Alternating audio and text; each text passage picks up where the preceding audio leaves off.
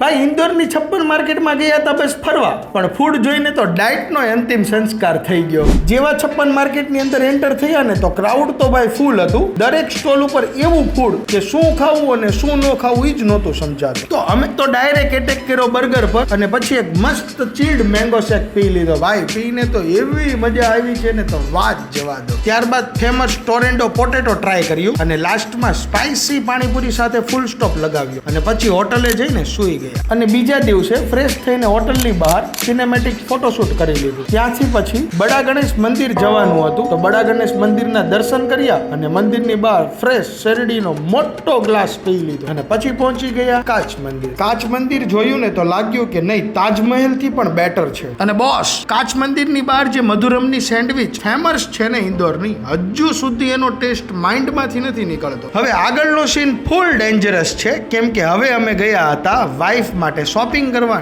Next vlog miss ના કરતા, follow આજે જ કરી લેજો. મહાદેવ મહાદેવ.